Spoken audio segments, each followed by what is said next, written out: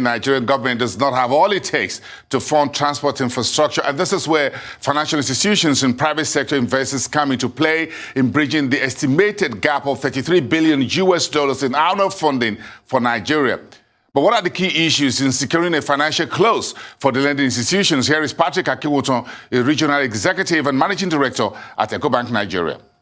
Investors want to have clarity, what's likely to happen to exchange rates, what's likely to happen to interest rates, what's likely to happen to inflation, so that you don't, at the end of the day, find out that your investment has very little value at the end. And that needs to be addressed very well. There are other families of risk on slide 32: market risk, liquidity risk, concentration risk, credit risk, reinvestment risk, the risk of being able to cash out at the end of the investment cycle, which is where the capital market remains a very key opportunity. And I like the way the capital market is expanding beyond equities, bonds, into ETFs, so that there is actually a wider cash out opportunity for people. And that is on track, and that should be supported. The famous Lekki Expressway concession is probably the easiest referred to in road financing. But there are a lot of lessons to learn, as we've seen. It needs to plug within a bigger picture.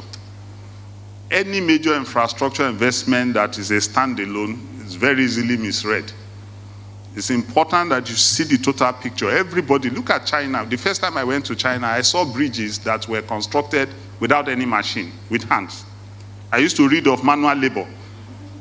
But when I got to China, I understood the common sense around what we were calling manual labor. It plugged into everybody had employment. And instead of paying for the machinery that was to be imported, people had the employment because labor was the cheapest. I can imagine, we talk of road transportation all the time. So why don't we just have the paved stones? Is it paved stones we have? And just drop it in every village and ask all the village people to be the one to lay the paved stones just in the 10 kilometers around their village. And let all of them have that payment that is coming from the borrowing. I think they will like patience a bit more, because they will feel directly the real impact of this road.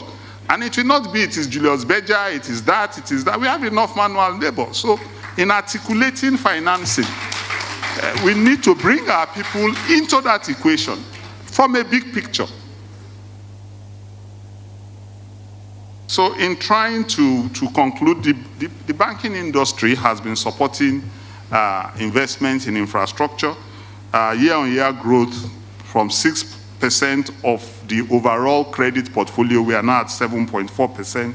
That's 140 basis point growth in the last 2 years, and has potential to keep growing. I just give some examples to round up. Ecobank participated as one of those who funded ASky. Okay, ASky is an airline. But again, you see the big picture. The meaning of ASky is one sky across Africa.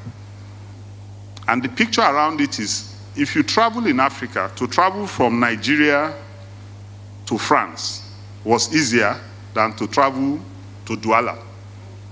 It was easier for you to first go to Paris to catch a flight to Douala than to get a flight from Lagos to Douala on time.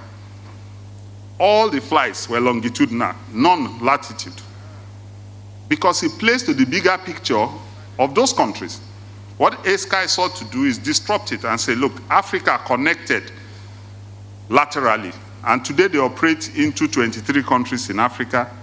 And Ecobank was very pleased to support ASky. And we are in 35 countries along the same route. So all the countries ASky goes to, Ecobank is also there. Second I will mention is Ghana Ports and Harbour.